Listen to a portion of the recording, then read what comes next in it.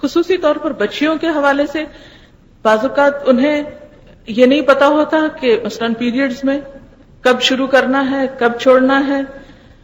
بعض اوقات ہم یہ سوچتے ہیں کہ جی 7 دن سے پہلے تو پاک نہیں ہوتے، 7 دن کے روزے چھوٹ گئے. نہیں، اگر آپ 5 دن میں پاک ہو گئے ہیں تو 2 دن کے روزے آپ کو رکھنے ہوں گے.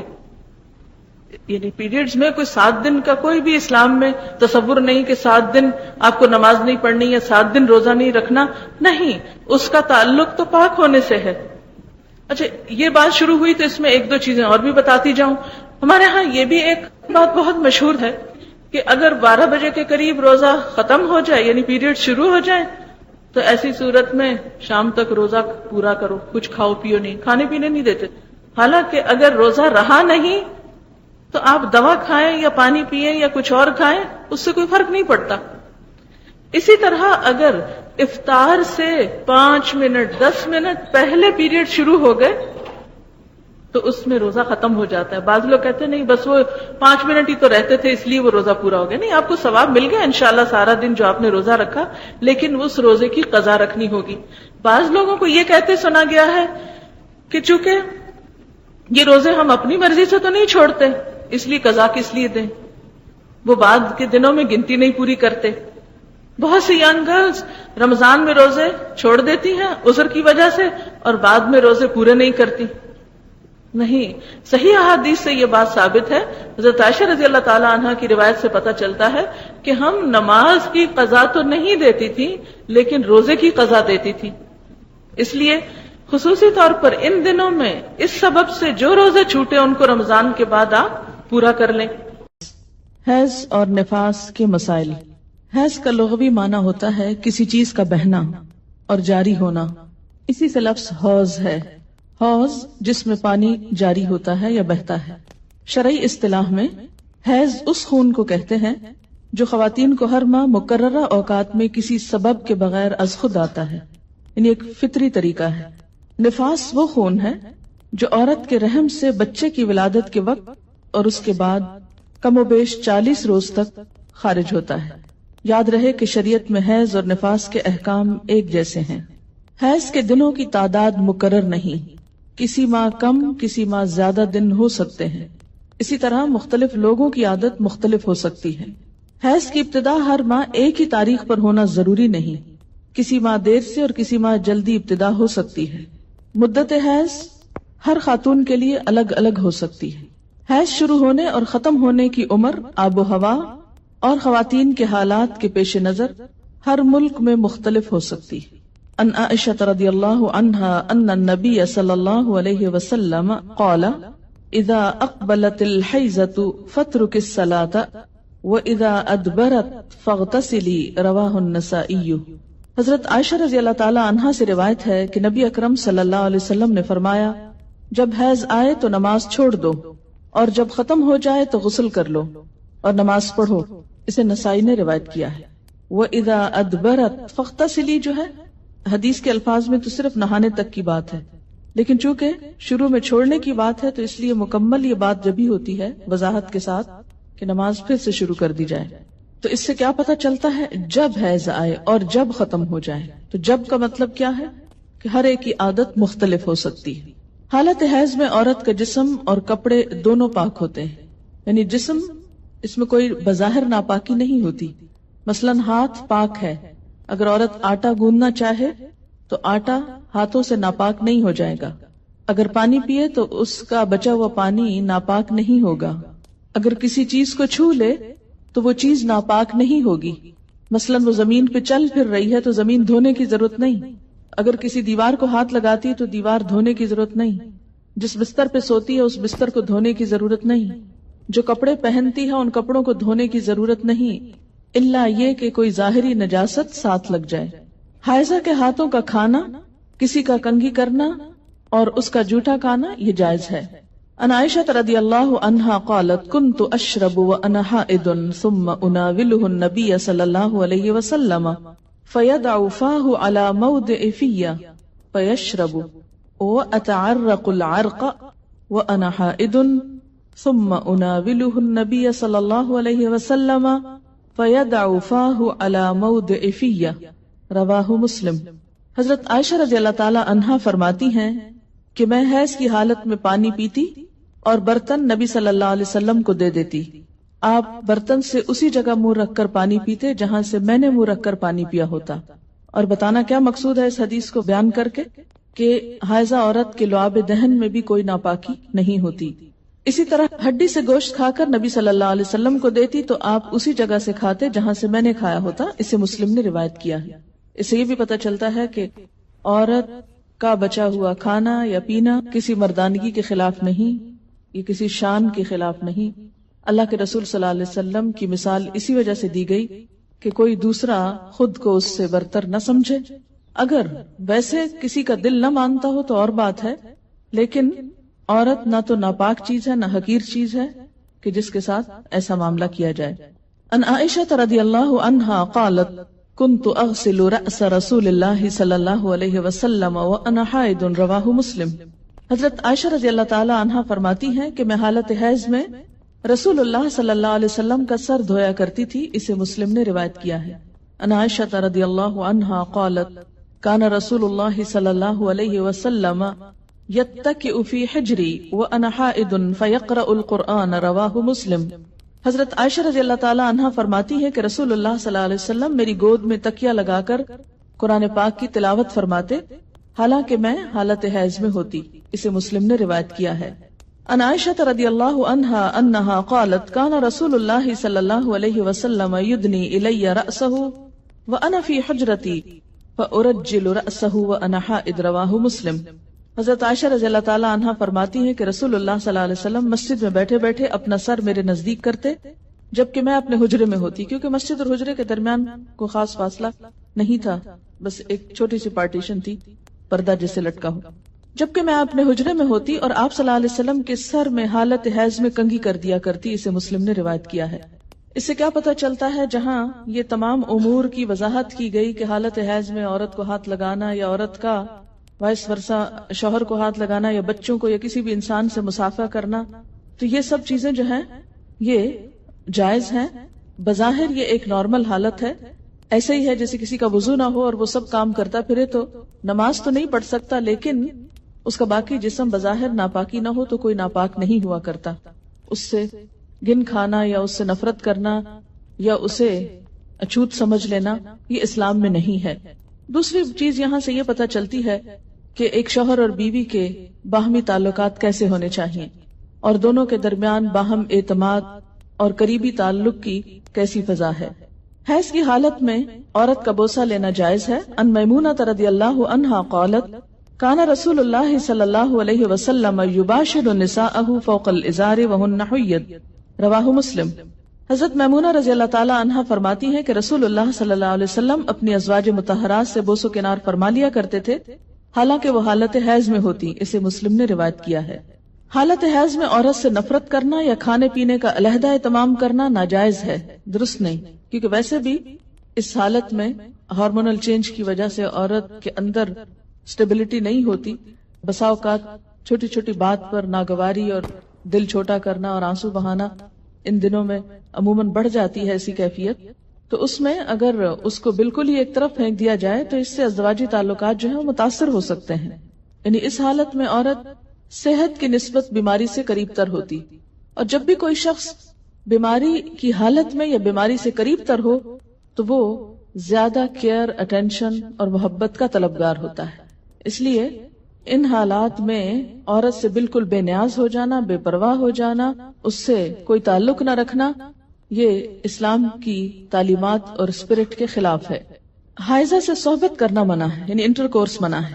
ان انس رضی اللہ عنہ ان الیہود کانوا اذا حاضت المرأة فیہم لم یآکلوها ولم یجامعوہن فی البیوت فسأل اصحاب النبی صلی اللہ علیہ وسلم فانزل اللہ عز وجل ويسألونك عن المحيض قل هو أذن فاعتزلوا النساء في المحيض إلى آخر الآية. فقال رسول الله صلى الله عليه وسلم اصنعوا كل شيء إلا النكاح رواہ مسلم.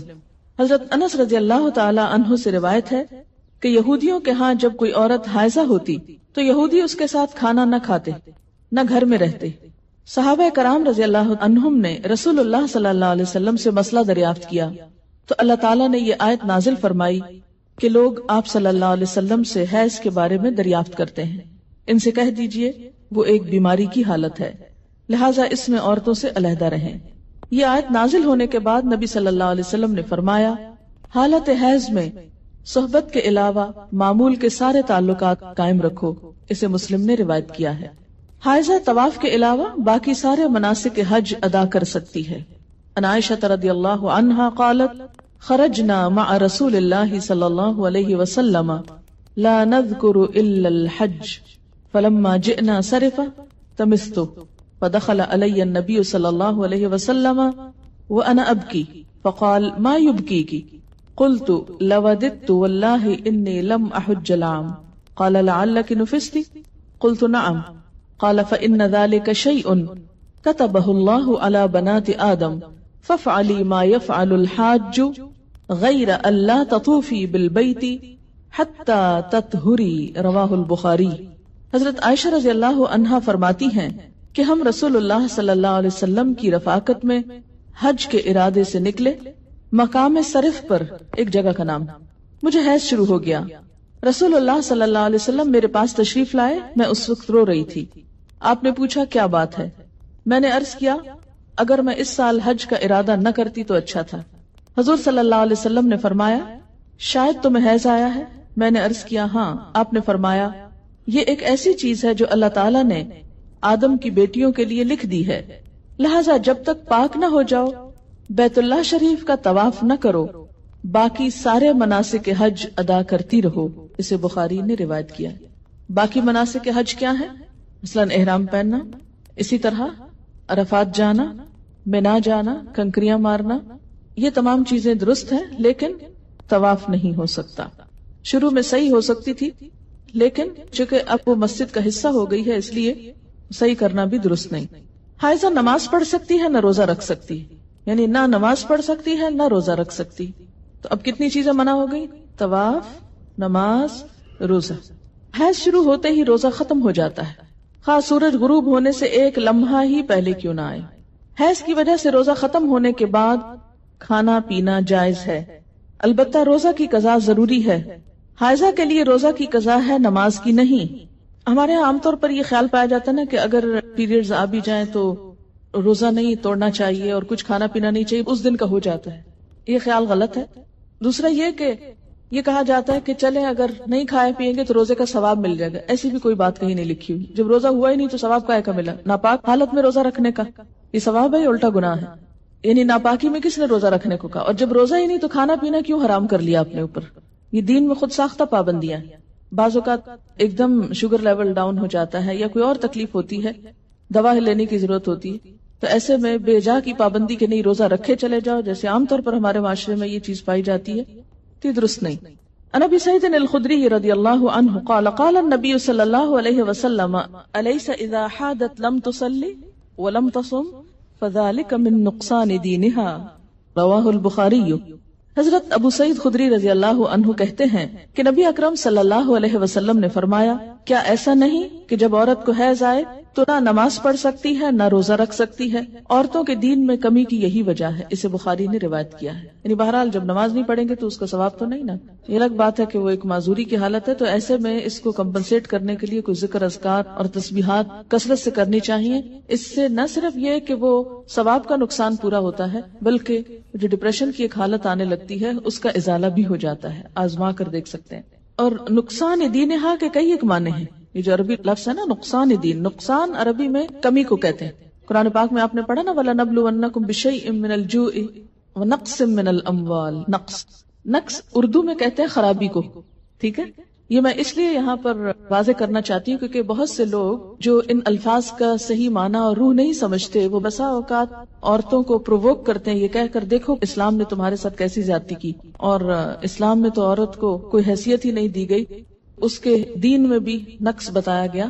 تو نقص اور نقصان کمی کے لیے ہے، کسی عیب اور خرابی کے لیے نہیں۔ اب آپ دیکھیے کہ نماز میں تو کمی ہوتی ہے، لیکن اس وقت میں جو ایک تکلیف کی یا اذیت کی کیفیت ہوتی ہے اس کا صلہ بھی ملتا ہے، کیونکہ اللہ تعالیٰ نے لکھ دیا نا یہ۔ تو جو چیز اللہ تعالیٰ کی طرف سے آتی ہے اس پر انسان صبر کرے، جیسے بعضوں کو پین بہت ہے یا کوئی اور ایسی کیفیت ہے، تو یہ ایسے حالات میں صبر کرنا جو ہے وہ اجر کا سبب ہے۔ اگر ادھر سے کمی ہوئی تو ادھر سے بڑھ بھی گیا اجر، ٹھیک ہے۔ دوسری بات یہ کہ کمی سے مراد نمازوں کی تعداد میں کمی ہے، جس کو آپ بعد میں عام حالات میں نفل وغیرہ پڑھ کے بھی پورا کر سکتے ہیں، یا پھر یہ کہ کمی سے مراد اس اعتبار سے کمی بھی ہے کہ ایک مثلا تہجد کی روٹین آپ بناتے ہیں یا نمازوں میں خشوع و خضوع کی روٹین بناتے ہیں، ابھی آپ اس حالت میں ہوتے ہیں کہ نماز چھوٹ جاتی ہے، اب کیا ہو گیا؟ نہ صرف یہ کہ وہ چند دن نمازوں کی کمی ہوئی، بلکہ دوبارہ ایک اچھی حالت میں آنے کے لیے، دوبارہ سے نئی عادت بنانے کے لیے پھر ایک مشکل پڑ جاتی۔ تو بعض اوقات لوگ نماز ہی چھوڑ دیتے ہیں، بمشکل عادت پڑنے لگتی ہے کہ چھٹی ہو جاتی ہے، اور چھٹی ہوتے ہی پھر چھٹی کر لی جاتی ہے ساتھ۔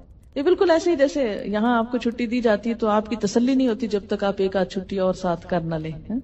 تو یہ ایک انسانی نفسیات بھی ہے۔ اس سے پھر دین میں پیچھے رہنے کا اندیشہ ہوتا ہے۔ یہ بتا کے الارم کیا گیا ہے، نہ کہ کوئی عیب بتانا مقصود ہے۔ کہ اگر آپ کو یہ بتایا جائے کہ آپ کے بزنس میں یا فلاں چیز میں کمی ہو جاتی ہے اس چیز سے، تو آپ کیا سوچتے ہیں؟ بزنس چھوڑ دوں، کام ہی چھوڑ دوں؟ نہیں، آپ سوچتے ہیں اچھا اس کمی کو پھر اور کہاں سے پورا کروں۔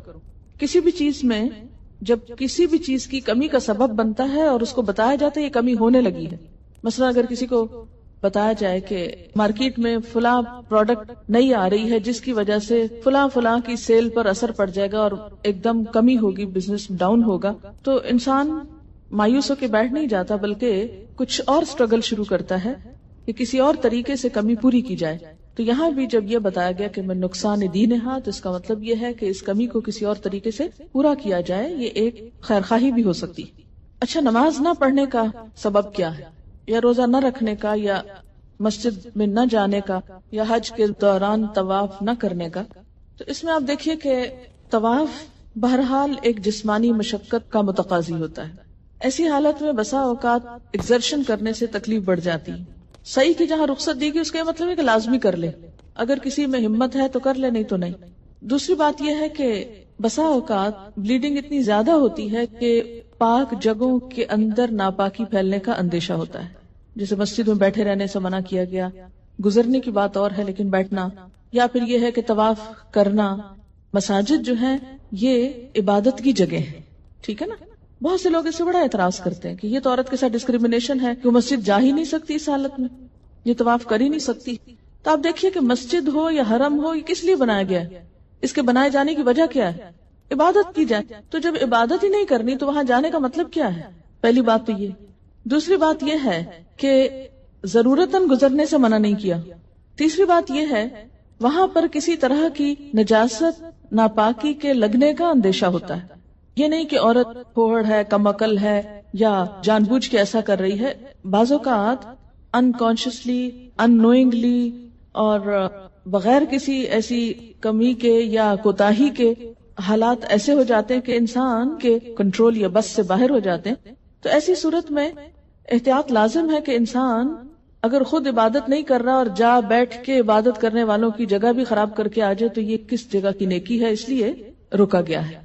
اور یہ کسی ڈسکریمنیشن کی بنا پر نہیں ہے، بلکہ باقی لوگوں کا حق محفوظ کرنے کے لیے۔ اسلام میں جہاں ہر ایک کو آزادی دی گئی ہے وہاں وہ آزادی اتنی لمٹس میں ہے کہ دوسرے کی آزادی میں خلل اندازی نہ ہو۔ ہر ایک کے حقوق بھی رکھیں اور فرائض بھی رکھیں، یعنی شتر بے مہار کی طرح ایسی آزادی نہیں کہ آپ جانور کھول دو جس کو چاہے ٹکرے مارے۔ اگر آپ سے کوئی پوچھے کیوں آپ نے کھول رکھے تو آپ کو میں نہیں چاہتا کہ میرا کتا بندھا رہے، میں چاہتا ہوں کہ یہ آزاد رہے۔ لیکن آپ کا کتا تو آزاد رہے مگر دوسروں کی جان اور جسم محفوظ رہے یا نہ رہے۔ تو اسلام ایسی آزادی نہیں دیتا کہ جس سے دوسروں کی آزادی میں خلل پڑے یا دوسروں کی سہولت میں تنگی پڑے۔ بہرحال اسی طرح یہ ہے کہ روزے سے کیوں منع کیا گیا؟ تو جیسے پہلے بھی میں نے عرض کیا کہ یہ حالت صحت کی نسبت بیماری سے قریب تر ہوتی ہے۔ جب جسم سے مستقل طور پر بلڈ نکل رہا ہو تو انسان کو عام حالات سے زیادہ انٹیک کی ضرورت ہوتی ہے، لیکوڈ کی شکل میں، کچھ کھانے کی شکل میں۔ تو ایسے میں اگر انسان روزہ رکھ لے تو اس سے عورت کی صحت پر اثر پڑ سکتا ہے۔ تو یہ ایک سہولت دی گئی ہے کہ ان دنوں میں روزہ نہ رکھے۔ اگر کوئی عورت رمضان میں فجر کی اذان سے پہلے حیض سے پاک ہو جائے اور غسل کا وقت نہ ہو تو پہلے روزہ رکھ کر بعد میں غسل کر سکتی، لیکن اگر اذان کے بعد پاکی ہوئی ہے، یعنی بعد میں بھی سپاٹ لگا ہے اور سورج نکلنے کے بعد آپ پاک ہو رہے ہیں اور نہا رہے ہیں اور روزہ آپ صبح سے رکھ چکے ہیں، تو وہ روزہ نہیں ہوتا۔ ان ابی بکر ابن عبد الرحمن كنت انا وابی فذهبت معه حتى دخلنا على عائشة رضي الله عنها قالت اشهد على رسول الله ان كان ليصبح جنبا من جماع غير احتلام ثم يصومه ثم دخلنا على ام سلمة رضي الله عنها فقالت مثل ذلك رواه البخاري۔ حضرت ابو بکر بن عبد الرحمن رضی اللہ عنہ سے روایت ہے کہ میں اپنے والد کے ساتھ حضرت عائشہ رضی اللہ تعالی عنہا کی خدمت میں حاضر ہوا۔ ہمارے سوال کے جواب میں حضرت عائشہ نے فرمایا، میں گواہی دیتی ہوں کہ رسول اکرم صلی اللہ علیہ وسلم احتلام کی وجہ سے نہیں بلکہ جماع کی وجہ سے حالت جنابت میں صبح کرتے، پھر غسل کیے بغیر روزہ رکھتے۔ اس کے بعد ہم دونوں حضرت ام سلمہ رضی اللہ تعالی عنہا کی خدمت میں حاضر ہوئے تو انہوں نے بھی ایسا ہی فرمایا۔ اس سے کیا پتہ چلتا ہے؟ حالت جنابت میں سحری کھائی جا سکتی ہے، اگرچہ نماز سے پہلے نہانا ضروری ہے، پھر نماز نہا کے پڑھی جائے گی۔ اسے بخاری نے روایت کیا۔ کپڑے پر حیض کے خون کا داغ لگ جائے تو اتنی جگہ دھو کر اسی کپڑے پر نماز ادا کی جا سکتی، مثلا جائے نماز کو لگ گیا یا کسی چادر پہ لگ گیا یا اپنے پہنے ہوئے کپڑے پر لگ گیا تو صرف اس داغ کو دھو لیا جائے اور باقی کپڑے کو ویسے ہی پہن کر نماز پڑھ لی جائے، خواہ اس میں پسینہ ہی کیوں نہ ہو حالت حیض کا۔ ان عائشہ رضی اللہ عنہا قالت كانت احدانا تحید ثم تقترس الدم من ثوبها عند طهرها فتغسله وتندح على سائره ثم تصلي فيه رواہ البخاری۔ حضرت عائشہ رضی اللہ تعالی عنہا فرماتی ہیں کہ جب ہم میں سے کسی کے کپڑے حیض کے خون سے آلودہ ہو جاتے تو غسل کے بعد ہم خون کپڑے سے کھرچ ڈالتی، پھر وہ جگہ پانی سے دھو ڈالتی اور سارے کپڑے پر پانی چھڑک کر اس میں نماز پڑھ لیتی۔ بعض اوقات کلاٹنگ ہوتی ہے نا، تو اس لیے اس کو کھرچنے کی بات کی گئی ہے، اور صرف کھرچنا کافی نہیں ہوتا یا مل کے رگڑ کے صاف کرنا کافی نہیں بلکہ اس کو دھونا ضروری ہے۔ جب سپاٹ والی جگہ دھل جائے، داغ اتر جائے، صاف ہو جائے کپڑا، تو باقی کپڑے پر کیا کیا جائے؟ پانی چھڑک کر، یعنی دھونے کی ضرورت نہیں، پانی کس لیے چھڑک کر؟ اس کو فریش کرنے کے لیے، جیسے استری کرتے وقت پانی اسپرینکل کرتے ہیں، اس میں نماز پڑھ لی جائے۔ اگر پانی اتنا نہ ہو کہ باقی کپڑے پہ چھڑکا جائے تو کوئی بات نہیں، آپ صرف نجاست دھو کر اسی کپڑے کو دوبارہ پہن کر نماز پڑھ سکتے ہیں۔ اسے بخاری نے روایت کیا ہے۔ حائضہ کے لیے مسجد میں ٹھہرنا جائز نہیں، البتہ گزر سکتی۔ حالت حیض میں جائے نماز کو ہاتھ لگانا، جائے نماز پر بیٹھنا، ذکر کرنا اور تسبیح اور تحلیل نیز دعا وغیرہ کرنا جائز ہے۔ یہ بعض اوقات لوگ تسبیح نہیں اٹھاتے یا جائے نماز نہیں اٹھاتے، تو یہ بات درست نہیں۔ ان عائشہ رضی اللہ عنہا قالت قال لی رسول اللہ صلی اللہ علیہ وسلم ناولینی الخمرۃ من المسجد قالت فقلت انی حائض فقال ان حیضتک لیست فی یدک رواہ مسلم۔ حضرت عائشہ رضی اللہ تعالی عنہا سے روایت ہے کہ رسول اللہ صلی اللہ علیہ وسلم نے مجھے مسجد میں جائے نماز لانے کا حکم دیا، یعنی جائے نماز دے کے مسجد آ جاؤ۔ میں نے عرض کیا میں تو حالت حیض میں ہوں۔ آپ صلی اللہ علیہ وسلم نے ارشاد فرمایا حیض تیرے ہاتھ میں تو نہیں ہے۔ اسے مسلم نے روایت کیا ہے۔ اسے کیا پتہ چلتا ہے کہ بوقت ضرورت تھوڑی دیر کے لیے آ کے کوئی چیز دے جانا، لے جانا، اٹھا رکھ لینا، اس سے کوئی فرق نہیں پڑتا۔ ان ام عطیہ رضی اللہ عنہا قالت امرنا ان نخرج الحید یوم العیدین وذوات الخدور فیشہدن جماعت المسلمین ودعوتهم وتعتزل الحید ان مصلاہن متفق علیہ۔ حضرت ام عطیہ رضی اللہ تعالی عنہا سے روایت ہے کہ رسول اللہ صلی اللہ علیہ وسلم نے حکم دیا کہ دونوں عیدوں کے دن ہم حیض والی اور پردہ نشین یعنی تمام عورتوں کو عیدگاہ لائیں تاکہ وہ مسلمانوں کے ساتھ نماز اور دعا میں شرکت کریں، البتہ حیض والی عورتیں نماز نہ پڑھیں۔ اسے بخاری اور مسلم نے روایت کیا ہے۔ تو اس سے کیا پتہ چلتا ہے کہ پیچھے ایک طرف کو بیٹھنا جہاں 5 وقت نماز نہ ہوتی ہو، کیونکہ بسا اوقات مسجد کے کچھ ایریاز ایسے ہوتے ہیں جو صرف عید کے دن استعمال ہوتے ہیں یا کسی بڑی گیدرنگ کے موقع پر، تو ایسے میں ایک کونے میں بیٹھ جانا اس میں حرج نہیں، لیکن مین مصلی والی جگہ پر آ کر بیٹھنا درست نہیں۔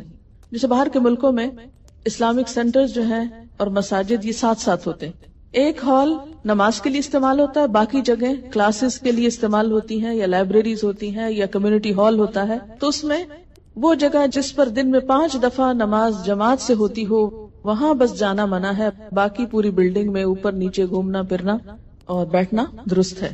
عید کے موقع پر نماز کے لیے سب کو نکلنے کا حکم دیا گیا، جس میں حیض والی اور پردہ نشین عورتوں کو بھی کہا گیا کہ نکلیں، جو کبھی نہیں نکلتی وہ بھی نکلیں تاکہ مسلمانوں کے ساتھ نماز اور دعا میں شرکت کریں.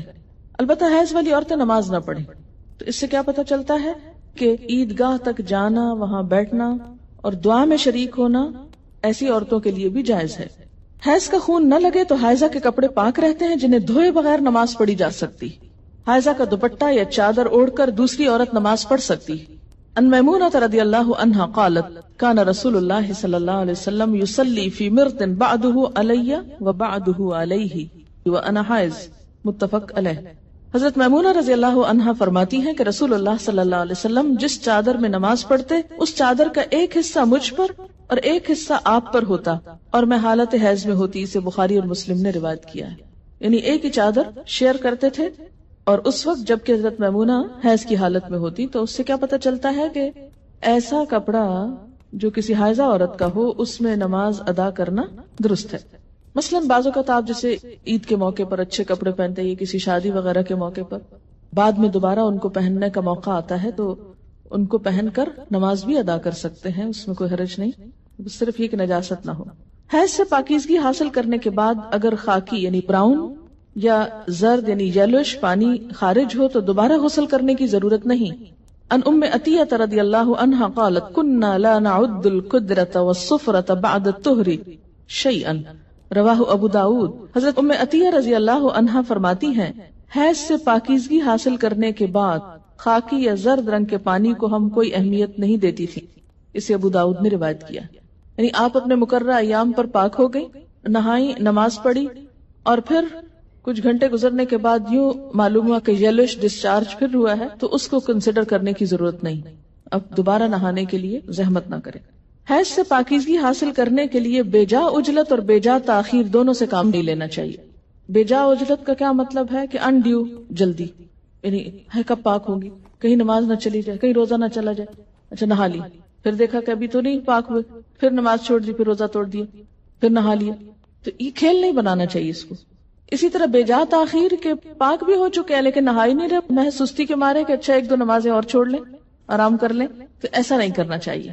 غسل حیض میں تاخیر ہونے پر قضا نمازیں ادا کرنا چاہیے. یعنی اگر کسی وجہ سے پانی ختم ہے، پانی نہیں ہے، یا کئی سفر کی حالت میں ہے کہ ٹائم پہ نہیں پہنچے آپ کہ نہا سکیں، یا کوئی وجہ بن گئی، یعنی جان بوجھ کے نہیں ہو گیا ایسے، تو پھر کیا ہے جب نہا چکے تو پچھلی نماز لوٹائیں. کن النساء یبعثن الی عائشہ رضی اللہ عنہا بالدرجۃ فیہا الکرس فیہا السفرہ فتقول لا تعجلن حتی ترین القصۃ البیضاء ترید بذلک الطہر من الحیضۃ، رواہ البخاری. خواتین رسول اللہ صلی اللہ علیہ وسلم کی زوجہ محترمہ سیدہ عائشہ رضی اللہ تعالی عنہا کے پاس ڈبیا میں روئی رکھ کر بھیجتی جس میں ابھی کچھ زردی باقی ہوتی. تو حضرت عائشہ فرماتی جب تک صاف شفاف پانی نہ دیکھ لو اس وقت تک طہر حاصل کرنے کے لیے جلدی سے کام نہ لیا کرو. یعنی جب تک بالکل صاف نہ ہو جائے انسان اس وقت تک نہانے میں جلدی نہیں کرنی چاہیے. سیدہ عائشہ رضی اللہ تعالی عنہا کی مراد حیض سے طہارت حاصل کرنا ہوتی تھی. القصۃ البیضاء کا لفظ دیکھ رہے ہیں یہاں پر آپ عربی عبارت میں، یہ انہوں نے معیار بتایا، حتی ترینا القصۃ البیضاء، وائٹ ڈسچارج. قال ابن عباس رضی اللہ عنہما تغتسل وتصلی ولو ساعة من النهار ويأتيها زوجها اذا صلت الصلاة اعظم، رواہ البخاری. حضرت عبداللہ بن عباس رضی اللہ تعالی عنہما فرماتے، یہ دونوں اب صحابیوں کے فتوے ہیں کہ مستحاضہ حسب عادت ایام حیض کے بعد غسل کر کے نماز پڑھے. مستحاضہ کون ہوتی؟ حیض کے علاوہ جو بلیڈنگ ہوتی ہے بیماری کے طور پر وہ استحاضہ کہلاتی ہے. یعنی سارا مہینہ سپاٹنگ ہوتی رہتی ہے. تو اس میں کیا ہے کہ جو حیض کے ایام ہیں جن میں بلیڈنگ فرق ہو جاتی ہے، مثلا تھکنس ہے یا اس کی اور علامات معلوم ہوتی ہیں، یا اس بیماری کے شروع ہونے سے پہلے ایام حیض کی جو ڈیٹس تھی یا جو عادت تھی اس کے مطابق نہا لے اور باقی دنوں میں نماز پڑھتی رہے خواہ سپاٹنگ ہوتی ہے. حضرت عبداللہ بن عباس فرماتے ہیں کہ مستحاضہ غسل کر کے نماز پڑھے خواہ ان کی ایک گھڑی باقی ہو، مثلاً سورج غروب ہونے میں 5 منٹ ہے اور اب وہ نہا کر نکلی تو پڑھے اثر. جب عورت نماز ادا کر چکے تو پھر شوہر اپنی بیوی سے صحبت کر سکتا ہے کیونکہ نماز افضل ہے. اسے بخاری نے روایت کیا ہے.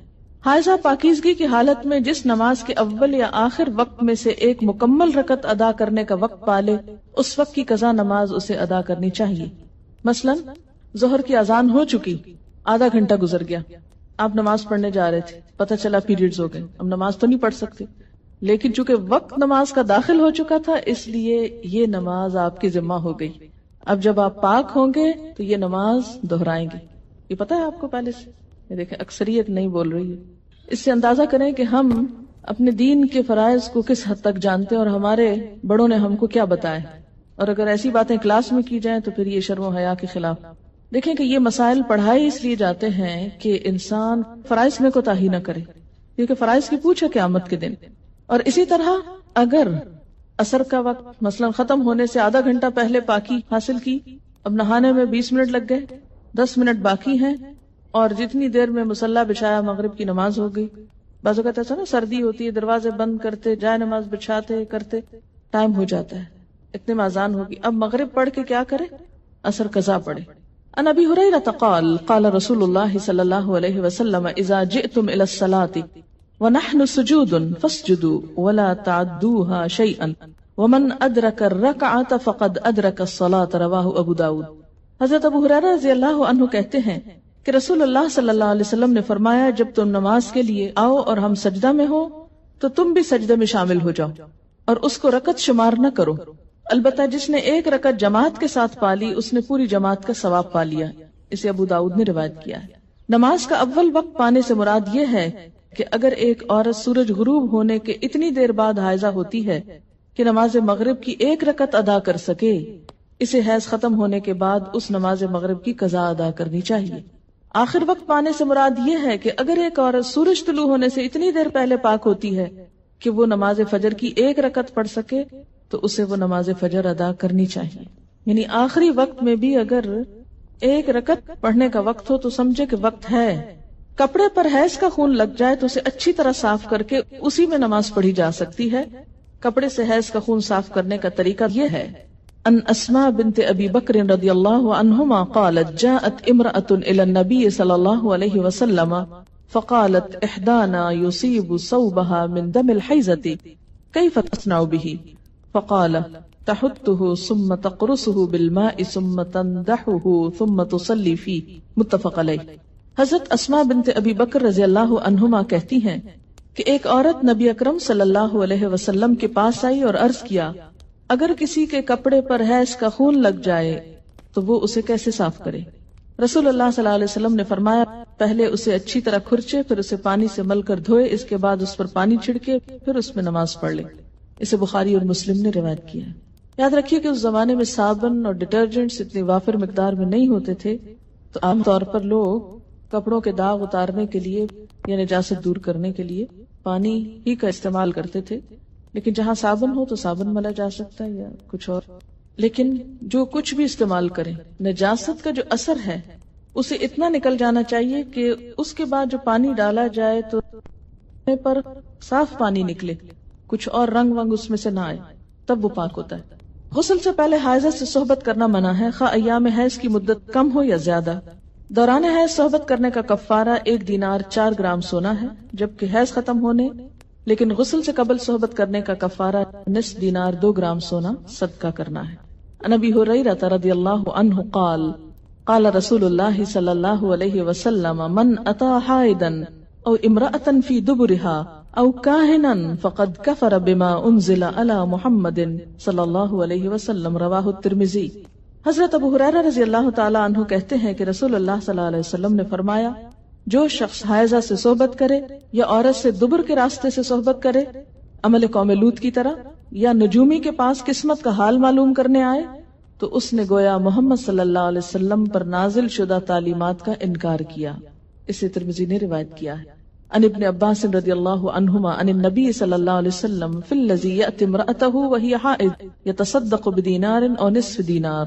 رواہ ابو داؤد وابن ماجہ. حضرت عبداللہ بن عباس رضی اللہ تعالی عنہ سے روایت ہے کہ رسول اللہ صلی اللہ علیہ وسلم نے غسل حیض سے قبل اپنی بیوی سے صحبت کرنے والے آدمی کے بارے میں فرمایا کہ وہ 1 دینار 4 گرام سونا یا نصف دینار 2 گرام صدقہ کرے. اسے ابو داؤد نے روایت کیا ہے.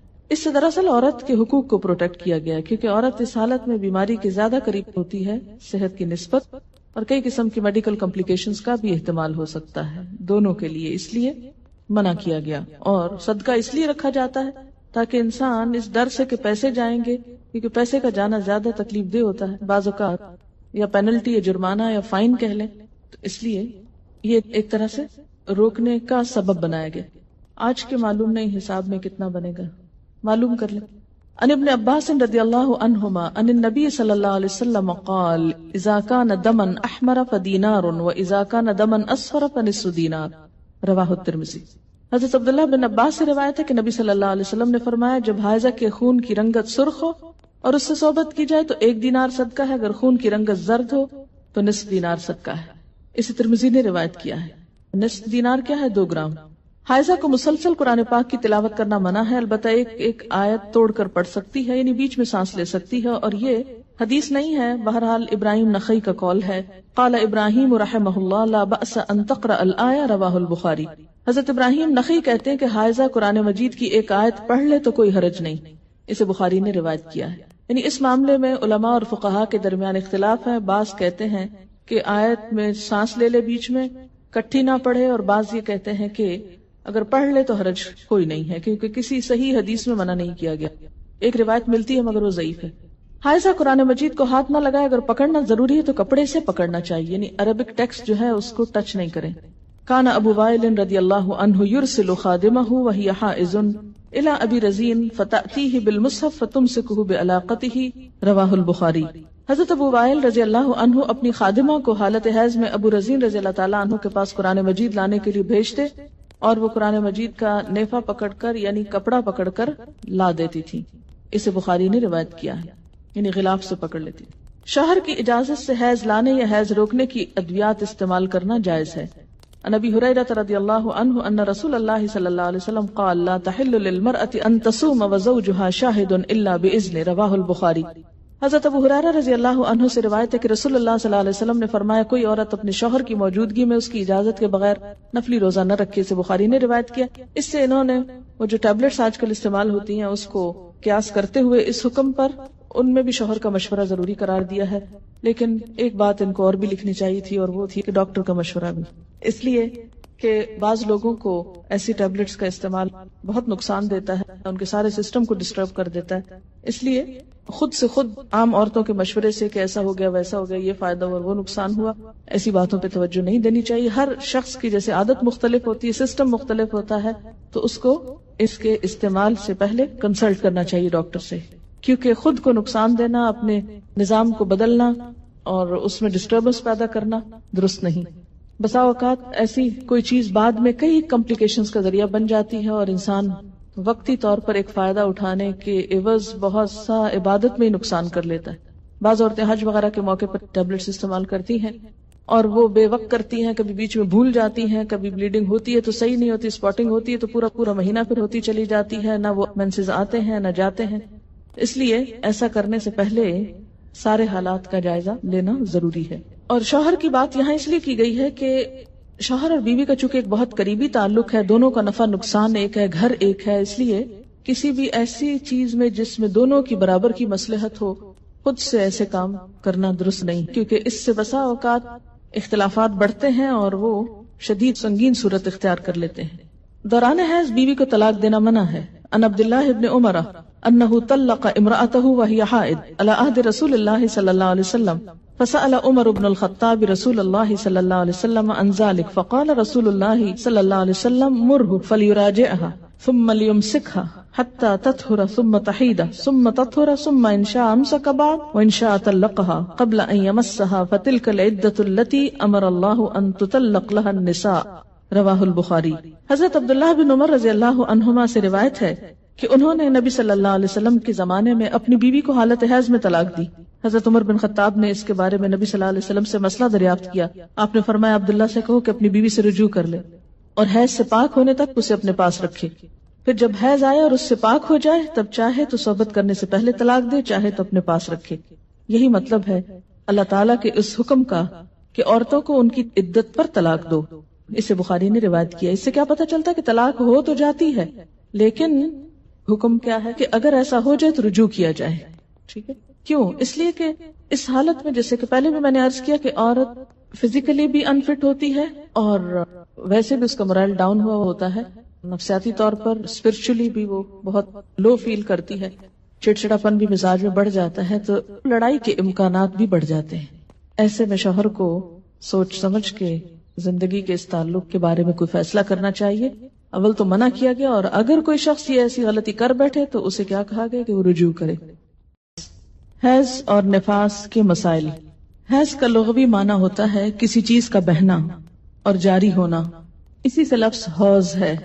حوض جس میں پانی جاری ہوتا ہے یا بہتا ہے. شرعی اصطلاح میں حیض اس خون کو کہتے ہیں جو خواتین کو ہر ماہ مقررہ اوقات میں کسی سبب کے بغیر از خود آتا ہے، یعنی ایک فطری طریقہ ہے. نفاس وہ خون ہے جو عورت کے رحم سے بچے کی ولادت کے وقت اور اس کے بعد کم و بیش 40 روز تک خارج ہوتا ہے. یاد رہے کہ شریعت میں حیض اور نفاس کے احکام ایک جیسے ہیں. حیض کے دنوں کی تعداد مقرر نہیں، کسی ماہ کم کسی ماہ زیادہ دن ہو سکتے ہیں. اسی طرح مختلف لوگوں کی عادت مختلف ہو سکتی ہے. حیض کی ابتدا ہر ماہ ایک ہی تاریخ پر ہونا ضروری نہیں، کسی ماہ دیر سے اور کسی ماہ جلدی ابتدا ہو سکتی ہے. مدت حیض ہر خاتون کے لیے الگ الگ ہو سکتی ہے. حیض شروع ہونے اور ختم ہونے کی عمر آب و ہوا اور خواتین کے حالات کے پیش نظر ہر ملک میں مختلف ہو سکتی ہے. ان عائشہ رضی اللہ عنہا ان النبی صلی اللہ علیہ وسلم قال اذا اقبلت الحیضۃ فاترک الصلاۃ واذا ادبرت فاغتسلی. رواہ النسائی. حضرت عائشہ رضی اللہ تعالی عنہا سے روایت ہے کہ نبی اکرم صلی اللہ علیہ وسلم نے فرمایا، جب حیض آئے تو نماز چھوڑ دو، اور جب ختم ہو جائے تو غسل کر لو اور نماز پڑھو. اسے نسائی نے روایت کیا ہے. وَإِذَا أَدْبَرَتْ فَاغْتَسِلِي جو ہے حدیث کے الفاظ میں تو صرف نہانے تک کی بات ہے، لیکن چونکہ شروع میں چھوڑنے کی بات ہے تو اس لیے مکمل یہ بات جبھی ہوتی ہے وضاحت کے ساتھ کہ نماز پھر سے شروع کر دی جائے. تو اس سے کیا پتہ چلتا ہے؟ جب حیض آئے اور جب ختم ہو جائے. تو جب کا مطلب کیا ہے کہ ہر ایک کی عادت مختلف ہو سکتی ہے. حالت حیض میں عورت کا جسم اور کپڑے دونوں پاک ہوتے ہیں، یعنی جسم اس میں کوئی بظاہر ناپاکی نہیں ہوتی. مثلا ہاتھ پاک ہے، اگر عورت آٹا گوندنا چاہے تو آٹا ہاتھوں سے ناپاک نہیں ہو جائے گا. اگر پانی پیے تو اس کا بچا ہوا پانی ناپاک نہیں ہوگا. اگر کسی چیز کو چھو لے تو وہ چیز ناپاک نہیں ہوگی. مثلا وہ زمین پہ چل پھر رہی ہے تو زمین دھونے کی ضرورت نہیں. اگر کسی دیوار کو ہاتھ لگاتی ہے تو دیوار دھونے کی ضرورت نہیں. جس بستر پہ سوتی ہے اس بستر کو دھونے کی ضرورت نہیں. جو کپڑے پہنتی ہے ان کپڑوں کو دھونے کی ضرورت نہیں، الا یہ کہ کوئی ظاہری نجاست ساتھ لگ جائے. حائضہ کے ہاتھوں کا کھانا، کسی کا کنگھی کرنا اور اس کا جوٹا کھانا یہ جائز ہے. ان عائشہ رضی اللہ عنہا قالت كنت اشرب وانا حائض ثم اناوله النبي صلی اللہ علیہ وسلم فيدع فاه على موضع في فيشرب واتعرق العرق وانا حائض ثم اناوله النبي صلی اللہ علیہ وسلم فيدع فاه على موضع في. رواہ مسلم. حضرت عائشہ رضی اللہ تعالی عنہا فرماتی ہیں کہ میں حیض کی حالت میں پانی پیتی اور برتن نبی صلی اللہ علیہ وسلم کو دے دیتی. آپ برتن سے اسی جگہ منہ رکھ کر پانی پیتے جہاں سے میں نے منہ رکھ کر پانی پیا ہوتا. اور بتانا کیا مقصود ہے اس حدیث کو بیان کر کے کہ حائضہ عورت کے لعاب دہن میں بھی کوئی ناپاکی نہیں ہوتی. اسی طرح ہڈی سے گوشت کھا کر نبی صلی اللہ علیہ وسلم کو دیتی تو آپ اسی جگہ سے کھاتے جہاں سے میں نے کھایا ہوتا. اسے مسلم نے روایت کیا ہے. اس سے یہ بھی پتہ چلتا ہے کہ عورت کا بچا ہوا کھانا یا پینا کسی مردانگی کے خلاف نہیں، یہ کسی شان کے خلاف نہیں. اللہ کے رسول صلی اللہ علیہ وسلم کی مثال اسی وجہ سے دی گئی کہ کوئی دوسرا خود کو اس سے برتر نہ سمجھے. اگر ویسے کسی کا دل نہ مانتا ہو تو اور بات ہے، لیکن عورت نہ تو ناپاک چیز ہے نہ حقیر چیز ہے کہ جس کے ساتھ ایسا معاملہ کیا جائے. ان عائشہ رضی اللہ عنہا قالت كنت اغسل رأس رسول اللہ صلی اللہ علیہ وسلم وانا حائض. رواہ مسلم. حضرت عائشہ رضی اللہ تعالی عنہا فرماتی ہیں کہ میں حالت حیض میں رسول اللہ صلی اللہ علیہ وسلم کا سر دھویا کرتی تھی. اسے مسلم نے روایت کیا ہے. ان عائشہ رضی اللہ عنہا قالت كان رسول اللہ صلی اللہ علیہ وسلم يتكئ في حجری وانا حائض فيقرأ القرآن. رواہ مسلم. حضرت عائشہ رضی اللہ تعالی عنہا فرماتی ہے کہ رسول اللہ صلی اللہ علیہ وسلم میری گود میں تکیہ لگا کر قرآن پاک کی تلاوت فرماتے حالانکہ میں حالت حیض میں ہوتی. اسے مسلم نے روایت کیا ہے. ان عائشہ رضی اللہ عنہا انہا قالت كان رسول اللہ صلی اللہ علیہ وسلم يدنی الی رأسہ وَأَنَا فِي حُجْرَتِي فَأُرَجِّلُ رَأْسَهُ وَأَنَا حَائِضٌ رواہ مسلم۔ حضرت عائشہ رضی اللہ تعالی عنہا فرماتی ہیں کہ رسول اللہ صلی اللہ علیہ وسلم مسجد میں بیٹھے بیٹھے اپنا سر میرے نزدیک کرتے جبکہ میں اپنے حجرے میں ہوتی، کیونکہ مسجد اور حجرے کے درمیان کوئی خاص فاصلہ نہیں تھا، بس ایک چھوٹی سی پارٹیشن تھی، پردہ جسے لٹکا ہو، جبکہ میں اپنے حجرے میں ہوتی اور آپ صلی اللہ علیہ وسلم کے سر میں حالت حیض میں کنگھی کر دیا کرتی۔ اسے مسلم نے روایت کیا ہے۔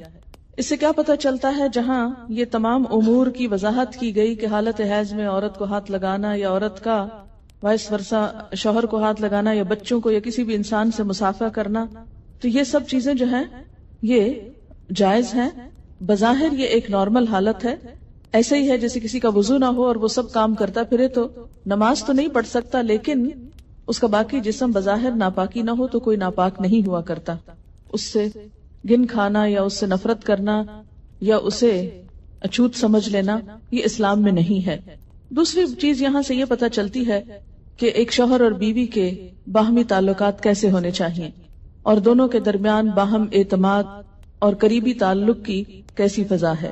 حیض کی حالت میں عورت کا بوسہ لینا جائز ہے۔ ان میمونہ رضی اللہ عنہا قالت کان رسول اللہ صلی اللہ علیہ وسلم یباشر نساءہ فوق الازار وہن حید رواہ مسلم۔ حضرت میمونہ رضی اللہ تعالی عنہا فرماتی ہیں کہ رسول اللہ صلی اللہ علیہ وسلم اپنی ازواج مطہرات سے بوس و کنار فرما لیا کرتے تھے، حالانکہ وہ حالت حیض میں ہوتی۔ اسے مسلم نے روایت کیا ہے۔ حالت حیض میں عورت سے نفرت کرنا یا کھانے پینے کا علیحدہ اہتمام کرنا ناجائز ہے، درست نہیں، کیونکہ ویسے بھی اس حالت میں ہارمونل چینج کی وجہ سے عورت کے اندر سٹیبلٹی نہیں ہوتی، بسا اوقات چھوٹی چھوٹی بات پر ناگواری اور دل چھوٹا کرنا اور آنسو بہانا ان دنوں میں عموماً بڑھ جاتی ہے ایسی کیفیت، تو اس میں اگر اس کو بالکل ہی ایک طرف پھینک دیا جائے تو اس سے ازدواجی تعلقات جو ہیں وہ متاثر ہو سکتے ہیں۔ یعنی اس حالت میں عورت صحت کی نسبت بیماری سے قریب تر ہوتی، اور جب بھی کوئی شخص بیماری کی حالت میں یا بیماری سے قریب تر ہو تو وہ زیادہ کیئر، اٹینشن اور محبت کا طلبگار ہوتا ہے۔ اس لیے ان حالات میں عورت سے بالکل بے نیاز ہو جانا، بے پرواہ ہو جانا، اس سے کوئی تعلق نہ رکھنا، یہ اسلام کی تعلیمات اور اسپرٹ کے خلاف ہے۔ حائضہ سے صحبت کرنا منع ہے، یعنی انٹر کورس منع ہے۔ ان انس رضی اللہ عنہ ان الیہود کانوا اذا حاضت المرأة فیہم لم یآکلوها ولم یجامعوہن فی البیوت فسأل اصحاب النبی صلی اللہ علیہ وسلم فانزل اللہ عز وجل وَيَسْأَلُونَكَ عَنِ الْمَحِيضِ قُلْ هُوَ أَذًى فَاعْتَزِلُوا النِّسَاءَ فِي الْمَحِيضِ إِلَى آخِرِ الْآيَةِ فَقَالَ رسول اللہ صلی اللہ علیہ وسلم اصنعوا كل شيء إلا النكاح رواہ مسلم۔ حضرت انس رضی اللہ تعالی عنہ سے روایت ہے کہ یہودیوں کے ہاں جب کوئی عورت حائضہ ہوتی تو یہودی اس کے ساتھ کھانا نہ کھاتے، نہ گھر میں رہتے۔ صحابہ کرام رضی اللہ عنہم نے رسول اللہ صلی اللہ علیہ وسلم سے مسئلہ دریافت کیا تو اللہ تعالیٰ نے یہ آیت نازل فرمائی کہ لوگ آپ صلی اللہ علیہ وسلم سے حیض کے بارے میں دریافت کرتے ہیں، ان سے کہہ دیجئے وہ ایک بیماری کی حالت ہے، لہٰذا اس میں عورتوں سے علیحدہ رہیں۔ یہ آیت نازل ہونے کے بعد نبی صلی اللہ علیہ وسلم نے فرمایا حالت حیض میں صحبت کے علاوہ معمول کے سارے تعلقات قائم رکھو۔ اسے مسلم نے روایت کیا ہے۔ حائضہ طواف کے علاوہ باقی سارے مناسک حج ادا کر سکتی ہے۔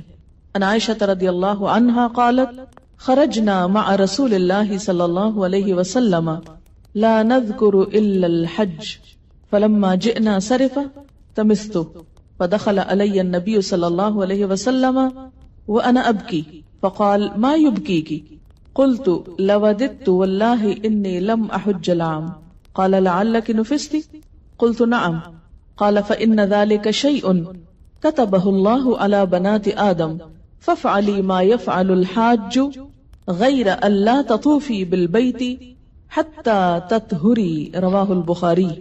حضرت عائشہ رضی اللہ عنہا فرماتی ہیں کہ ہم رسول اللہ صلی اللہ علیہ وسلم کی رفاقت میں حج کے ارادے سے نکلے، مقام صرف پر ایک جگہ کا نام۔ مجھے حیض شروع ہو گیا، رسول اللہ صلی اللہ علیہ وسلم میرے پاس تشریف لائے، میں اس وقت رو رہی تھی۔ آپ نے پوچھا کیا بات ہے؟ میں نے عرض کیا اگر میں اس سال حج کا ارادہ نہ کرتی تو اچھا تھا۔ حضور صلی اللہ علیہ وسلم نے فرمایا شاید تمہیں حیض آیا ہے؟ میں نے عرض کیا ہاں۔ آپ نے فرمایا یہ ایک ایسی چیز ہے جو اللہ تعالیٰ نے آدم کی بیٹیوں کے لیے لکھ دی ہے، لہذا جب تک پاک نہ ہو جاؤ بیت اللہ شریف کا طواف نہ کرو، باقی سارے مناسک حج ادا کرتی رہو۔ اسے بخاری نے روایت کیا ہے۔ باقی مناسک حج کیا ہیں؟ مثلا احرام پہننا، اسی طرح عرفات جانا، مینا جانا، کنکریاں مارنا، یہ تمام چیزیں درست ہیں، لیکن طواف نہیں ہو سکتا۔ شروع میں صحیح ہو سکتی تھی، لیکن چونکہ اب وہ مسجد کا حصہ ہو گئی ہے اس لیے صحیح کرنا بھی درست نہیں۔ حائضہ نماز پڑھ سکتی ہے، نہ روزہ رکھ سکتی ہے، یعنی نہ نماز پڑھ سکتی ہے نہ روزہ رکھ سکتی۔ تو اب کتنی چیزیں منع ہو گئی؟ طواف، نماز، روزہ۔ حیض شروع ہوتے ہی روزہ ختم ہو جاتا ہے، خواہ سورج غروب ہونے سے ایک لمحہ ہی پہلے کیوں نہ آئے۔ حیض کی وجہ سے روزہ ختم ہونے کے بعد کھانا پینا جائز ہے، البتہ روزہ کی قضا ضروری ہے۔ حائضہ کے لیے روزہ کی قضا ہے، نماز کی نہیں۔ ہمارے یہاں عام طور پر یہ خیال پایا جاتا ہے نا کہ اگر پیریڈز آ بھی جائیں تو روزہ نہیں توڑنا چاہیے اور کچھ کھانا پینا نہیں چاہیے، اس دن کا ہو جاتا ہے۔ یہ خیال غلط ہے۔ دوسرا یہ کہ یہ کہا جاتا ہے کہ چلیں اگر نہیں کھائے پیئیں گے تو روزے کا ثواب مل جائے گا، ایسی بھی کوئی بات کہیں نہیں لکھی ہوئی۔ جب روزہ ہوا ہی نہیں تو ثواب کائے کا ملا؟ ناپاک حالت میں روزہ رکھنے کا یہ ثواب ہے یا الٹا گناہ ہے؟ یعنی ناپاکی میں کس نے روزہ رکھنے کو کہا؟ اور جب روزہ ہی نہیں تو کھانا پینا کیوں حرام کر لیا اپنے اوپر؟ یہ دین میں خود ساختہ پابندیاں ہیں۔ بعض اوقات ایک دم شوگر لیول ڈاؤن ہو جاتا ہے یا کوئی اور تکلیف ہوتی ہے، دوا لینے کی ضرورت ہوتی ہے، تو ایسے میں بے جا کی پابندی کے نہیں روزہ رکھے چلے جاؤ، جیسے عام طور پر ہمارے معاشرے میں یہ چیز پائی جاتی ہے، تو یہ درست نہیں۔ عن ابی سعید الخدری رضی اللہ عنہ قال قال النبی صلی اللہ علیہ وسلم الیس اذا حادت لم تصلی ولم تصم فذلك من نقصان دینها رواہ البخاری۔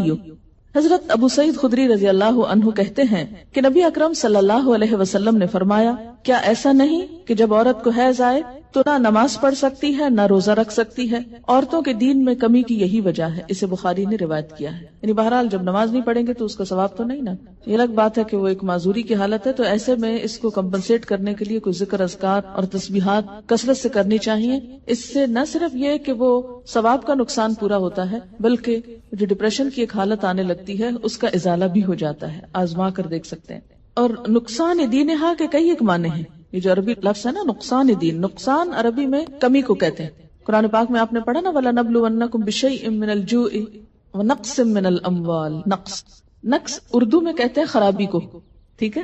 یہ میں اس لیے یہاں پر واضح کرنا چاہتی ہوں کیونکہ بہت سے لوگ جو ان الفاظ کا صحیح معنی اور روح نہیں سمجھتے، وہ بسا اوقات عورتوں کو پرووک کرتے ہیں یہ کہہ کر دیکھو اسلام نے تمہارے ساتھ کیسی زیادتی کی، اور اسلام میں تو عورت کو کوئی حیثیت ہی نہیں دی گئی، اس کے دین میں بھی نقص بتایا گیا۔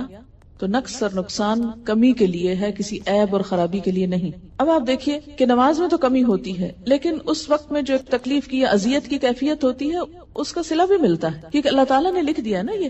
تو جو چیز اللہ تعالیٰ کی طرف سے آتی ہے اس پر انسان صبر کرے، جیسے بازو کو پین بہت ہے یا کوئی اور ایسی کیفیت ہے، تو یہ ایسے حالات میں صبر کرنا جو ہے وہ اجر کا سبب ہے۔ اگر ادھر سے کمی ہوئی تو ادھر سے بڑھ بھی گیا اجر، ٹھیک ہے۔ دوسری بات یہ کہ کمی سے مراد نمازوں کی تعداد میں کمی ہے، جس کو آپ بعد میں عام حالات میں نفل وغیرہ پڑھ کے بھی پورا کر سکتے ہیں، یا پھر یہ کہ کمی سے مراد اس اعتبار سے کمی بھی ہے کہ ایک مثلا تہجد کی روٹین آپ بناتے ہیں یا نمازوں میں خشوع خضوع کی روٹین بناتے ہیں، ابھی آپ اس حالت میں ہوتے ہیں کہ نماز چھوٹ جاتی ہے، اب کیا ہو گیا؟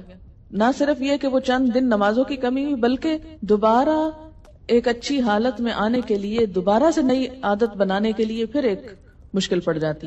تو بعض اوقات لوگ نماز ہی چھوڑ دیتے ہیں، بمشکل عادت پڑنے لگتی ہے کہ چھٹی ہو جاتی ہے، اور چھٹی ہوتے ہی پھر چھٹی کر لی جاتی ہے ساتھ۔ یہ بالکل ایسے ہی جیسے یہاں آپ کو چھٹی دی جاتی ہے تو آپ کی تسلی نہیں ہوتی جب تک آپ ایک آدھ چھٹی اور ساتھ کر نہ لیں۔ تو یہ ایک انسانی نفسیات بھی ہے۔ اس سے پھر دین میں پیچھے رہنے کا اندیشہ ہوتا ہے۔ یہ بتا کے الارم کیا گیا ہے، نہ کہ کوئی عیب بتانا مقصود ہے۔ کہ اگر آپ کو یہ بتایا جائے کہ آپ کے بزنس میں یا فلاں چیز میں کمی ہو جاتی ہے اس چیز سے، تو آپ کیا سوچتے ہیں؟ بزنس چھوڑ دوں، کام ہی چھوڑ دوں؟ نہیں، آپ سوچتے ہیں اچھا اس کمی کو پھر اور کہاں سے پورا کروں۔ کسی بھی چیز میں جب کسی بھی چیز کی کمی کا سبب بنتا ہے اور اس کو بتایا جاتا ہے یہ کمی ہونے لگی ہے، مثلا اگر کسی کو بتایا جائے کہ مارکیٹ میں فلاں پروڈکٹ نہیں آ رہی ہے جس کی وجہ سے فلاں کی سیل پر اثر پڑ جائے گا اور ایک دم کمی ہوگی، بزنس ڈاؤن ہوگا، تو انسان مایوس ہو کے بیٹھ نہیں جاتا، بلکہ کچھ اور سٹرگل شروع کرتا ہے کہ کسی اور طریقے سے کمی پوری کی جائے۔ تو یہاں بھی جب یہ بتایا گیا کہ میں نقصان دینہا، تو اس کا مطلب یہ ہے کہ اس کمی کو کسی اور طریقے سے پورا کیا جائے، یہ ایک خیرخواہی بھی ہو سکتی. اچھا، نماز نہ پڑھنے کا سبب کیا ہے، یا روزہ نہ رکھنے کا، یا مسجد میں نہ جانے کا، یا حج کے دوران طواف نہ کرنے کا؟ تو اس میں آپ دیکھیے کہ طواف بہرحال ایک جسمانی مشقت کا متقاضی ہوتا ہے. ایسی حالت میں بسا اوقات ایکسرشن کرنے سے تکلیف بڑھ جاتی ہے. صحیح کی جہاں رخصت دی گئی اس کا مطلب ہے کہ لازمی کر لے، اگر کسی میں ہمت ہے تو کر لے، نہیں تو نہیں. دوسری بات یہ ہے کہ بسا اوقات بلیڈنگ اتنی زیادہ ہوتی ہے کہ پاک جگہوں کے اندر ناپاکی پھیلنے کا اندیشہ ہوتا ہے. جیسے مسجد میں بیٹھے رہنے سے منع کیا گیا، گزرنے کی بات اور ہے لیکن بیٹھنا، یا پھر یہ ہے کہ طواف کرنا. مساجد جو ہیں یہ عبادت کی جگہ ہے، ٹھیک ہے نا. بہت سے لوگ اس سے بڑا اعتراض کرتے ہیں کہ یہ تو عورت کے ساتھ ڈسکریمنیشن ہے کہ وہ مسجد جا ہی نہیں سکتی اس حالت میں، یہ طواف کر ہی نہیں سکتی. تو آپ دیکھیے کہ مسجد ہو یا حرم ہو، یہ کس لیے بنایا گیا ہے؟ اس کے بنائے جانے کی وجہ کیا ہے؟ عبادت کی جائے. تو جب عبادت ہی نہیں کرنی تو وہاں جانے کا مطلب کیا ہے؟ پہلی بات تو یہ. دوسری بات یہ ہے کہ ضرورتاً گزرنے سے منع نہیں کیا. تیسری بات یہ ہے وہاں پر کسی طرح کی نجاست ناپاکی کے لگنے کا اندیشہ ہوتا ہے. یہ نہیں کہ عورت پھوڑ ہے، کم عقل ہے، یا جان بوجھ کے ایسا کر رہی ہے. بعض اوقات انکانشیسلی، ان نوئنگلی، اور بغیر کسی ایسی کمی کے یا کوتاہی کے حالات ایسے ہو جاتے ہیں کہ انسان کے کنٹرول یا بس سے باہر ہو جاتے ہیں. تو ایسی صورت میں احتیاط لازم ہے کہ انسان اگر خود عبادت نہیں کر رہا اور جا بیٹھ کے عبادت کرنے والوں کی جگہ بھی خراب کر کے آ جائے تو یہ کس جگہ کی نیکی ہے، اس لیے روکا گیا ہے. اور یہ کسی ڈسکریمنیشن کی بنا پر نہیں ہے، بلکہ باقی لوگوں کا حق محفوظ کرنے کے لیے. اسلام میں جہاں ہر ایک کو آزادی دی گئی ہے وہاں وہ آزادی اتنی لمٹس میں ہے کہ دوسرے کی آزادی میں خلل اندازی نہ ہو. ہر ایک کے حقوق بھی رکھیں اور فرائض بھی رکھیں. یعنی شتر بے مہار کی طرح ایسی آزادی نہیں کہ آپ جانور کھول دو جس کو چاہے ٹکرے مارے. اگر آپ سے کوئی پوچھے کیوں آپ نے کھول رکھے تو آپ کو میں نہیں چاہتا کہ میرا کتا بندھا رہے، میں چاہتا ہوں کہ یہ آزاد رہے. لیکن آپ کا کتا تو آزاد رہے مگر دوسروں کی جان اور جسم محفوظ رہے یا نہ رہے. تو اسلام ایسی آزادی نہیں دیتا کہ جس سے دوسروں کی آزادی میں خلل پڑے یا دوسروں کی سہولت میں تنگی پڑے. بہرحال اسی طرح یہ ہے کہ روزے سے کیوں منع کیا گیا؟ تو جیسے پہلے بھی میں نے عرض کیا کہ یہ حالت صحت کی نسبت بیماری سے قریب تر ہوتی ہے. جب جسم سے مستقل طور پر بلڈ نکل رہا ہو تو انسان کو عام حالات سے زیادہ انٹیک کی ضرورت ہوتی ہے، لیکوڈ کی شکل میں، کچھ کھانے کی شکل میں. تو ایسے میں اگر انسان روزہ رکھ لے تو اس سے عورت کی صحت پر اثر پڑ سکتا ہے. تو یہ ایک سہولت دی گئی ہے کہ ان دنوں میں روزہ نہ رکھے. اگر کوئی عورت رمضان میں فجر کی اذان سے پہلے حیض سے پاک ہو جائے اور غسل کا وقت نہ ہو تو پہلے روزہ رکھ کر بعد میں غسل کر سکتی. لیکن اگر اذان کے بعد پاکی ہوئی ہے، یعنی بعد میں بھی اسپاٹ لگا ہے اور سورج نکلنے کے بعد آپ پاک ہو رہے ہیں اور نہا رہے ہیں اور روزہ آپ صبح سے رکھ چکے ہیں تو وہ روزہ نہیں ہوتا. ان ابی بکر ابن عبد الرحمن كنت انا وابي فذهبت معه حتى دخلنا على عائشة رضي الله عنها قالت اشهد على رسول الله ان كان لا يصبح جنبا من جماع غير احتلام ثم يصومه ثم دخلنا على ام سلمة رضي الله عنها فقالت مثل ذلك رواه البخاري. حضرت ابو بکر بن عبد الرحمن رضی اللہ عنہ سے روایت ہے کہ میں اپنے والد کے ساتھ حضرت عائشہ رضی اللہ تعالی عنہا کی خدمت میں حاضر ہوا. ہمارے سوال کے جواب میں حضرت عائشہ نے فرمایا میں گواہی دیتی ہوں کہ رسول اکرم صلی اللہ علیہ وسلم احتلام کی وجہ سے نہیں بلکہ جماع کی وجہ سے حالت جنابت میں صبح کرتے پھر غسل کیے بغیر روزہ رکھتے. اس کے بعد ہم دونوں حضرت ام سلمہ رضی اللہ تعالی عنہا کی خدمت میں حاضر ہوئے تو انہوں نے بھی ایسا ہی فرمایا. اس سے کیا پتہ چلتا ہے؟ حالت جنابت میں سحری کھائی جا سکتی ہے اگرچہ نماز سے پہلے نہانا ضروری ہے، پھر نماز نہا کے پڑھی جائے گی. اسے بخاری نے روایت کیا. کپڑے پر حیض کے خون کا داغ لگ جائے تو اتنی جگہ دھو کر اسی کپڑے پر نماز ادا کی جا سکتی. مثلا جائے نماز کو لگ گیا یا کسی چادر پہ لگ گیا یا اپنے پہنے ہوئے کپڑے پر لگ گیا تو صرف اس داغ کو دھو لیا جائے اور باقی کپڑے کو ویسے ہی پہن کر نماز پڑھ لی جائے خواہ اس میں پسینہ ہی کیوں نہ ہو حالت حیض کا. ان عائشہ رضی اللہ عنہا قالت كانت احدانا تحید ثم تقترس الدم من ثوبها عند طهرها فتغسله وتندح على سائره ثم تصلي فيه رواه البخاری. حضرت عائشہ رضی اللہ تعالی عنہا فرماتی ہیں کہ جب ہم میں سے کسی کے کپڑے حیض کے خون سے آلودہ ہو جاتے تو غسل کے بعد ہم خون کپڑے سے کھرچ ڈالتی پھر وہ جگہ پانی سے دھو ڈالتی اور سارے کپڑے پر پانی چھڑک کر اس میں نماز پڑھ لیتی. بعض اوقات کلاٹنگ ہوتی ہے نا، تو اس لیے اس کو کھرچنے کی بات کی گئی ہے.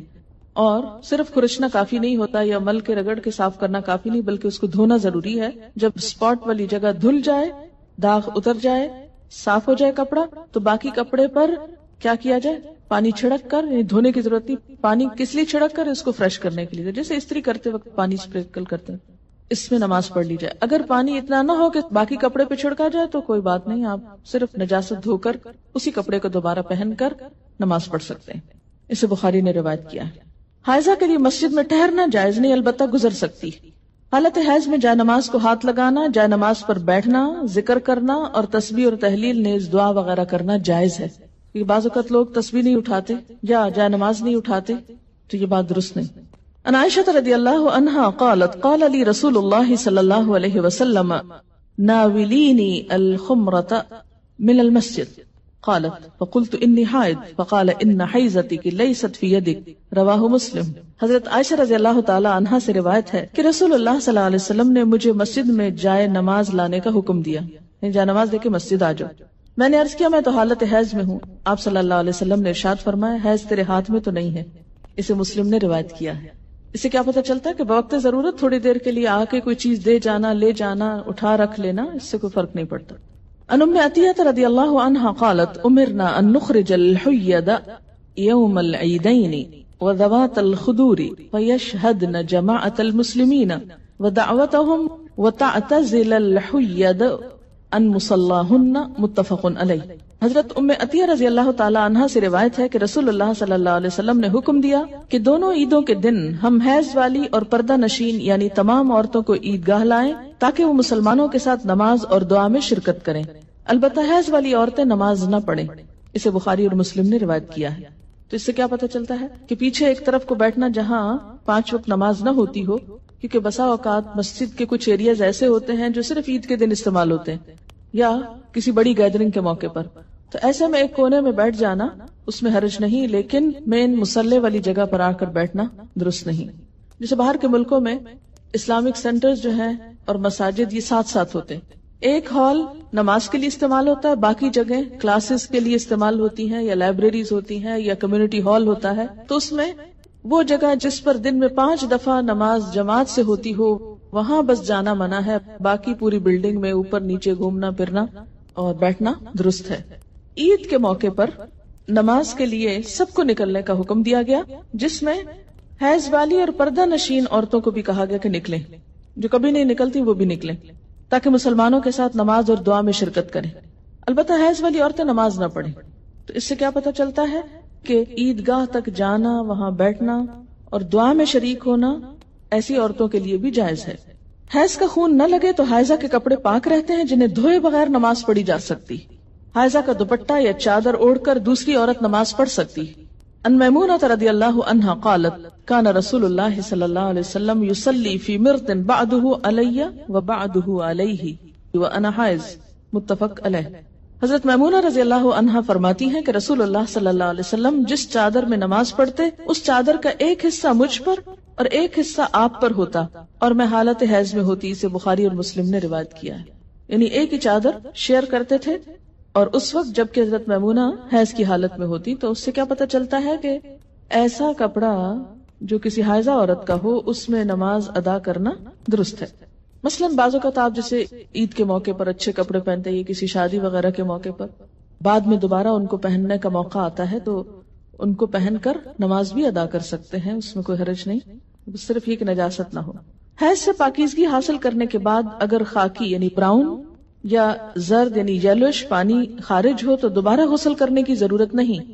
ان ام عطیہ رضی اللہ عنہا قالت کننا لا نعد القدرۃ والصفرۃ بعد الطہر شیئا رواہ ابو داود. حضرت ام عطیہ رضی اللہ عنہا فرماتی ہیں حیض سے پاکیزگی حاصل کرنے کے بعد خاکی یا زرد رنگ کے پانی کو ہم کوئی اہمیت نہیں دیتی تھی.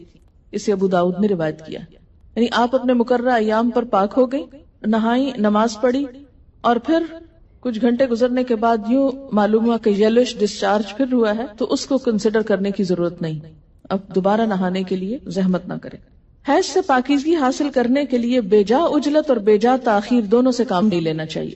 بے جا عجلت کا کیا مطلب ہے کہ انڈیو جلدی، یعنی ہے کب پاک ہوگی، کہیں نماز نہ چلی جائے، کہیں روزہ نہ چلا جائے، اچھا نہا لی، پھر دیکھا کہ ابھی تو نہیں پاک ہوئے، پھر نماز چھوڑ دی، پھر روزہ توڑ دیا، پھر نہا لیا.